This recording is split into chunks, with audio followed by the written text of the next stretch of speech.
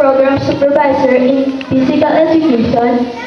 Good morning, Mr. Alan Dinaku, our school head, Mrs. Clea Pangalinan, our guest speaker, and to our parents, teachers, fellow graduates, and friends. I stand before you today, faced with difficult task of trying to say something that will keep your interest and hopefully even be meaningful to you. I decided to give you all a little advice from my heart and advice that I've been raised with all my life. I hope you can find something in my words to help you along your way in your life. First, do what makes you happy.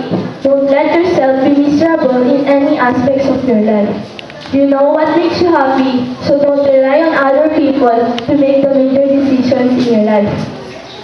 Put your heart into everything you do. You have to be compassionate about things in your life. You accomplish things only when you really care about what you are doing. Then you can make a difference. Don't let anyone bring you down and make you feel worthless. People are always looking for someone to make fun of. And sooner or later, everyone gets their turn at being talked about at least. Not everyone is going to like you. That's just the way life is. Don't let anyone ever tell you differently. Just always remember that you are a wonderful person. Always have compassion for other people. You never know what someone else is going through, what cross he or she has to bear. Henry Longfellow said, "Everyone has his secret troubles, and many times we think a man cold when he is only sad. We're all human here, and we're in this together.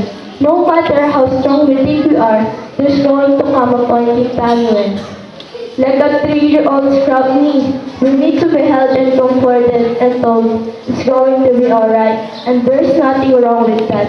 Just be sure to offer as much to other people as you want to offer back to you when you need comfort and compassion. There is no such thing as being too kind.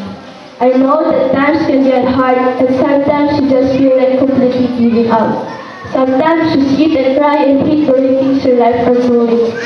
You just feel like completely alone and abandoned and think, these things could only happen to me.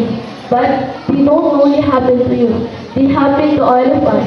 And that's why we have to reach out to each other and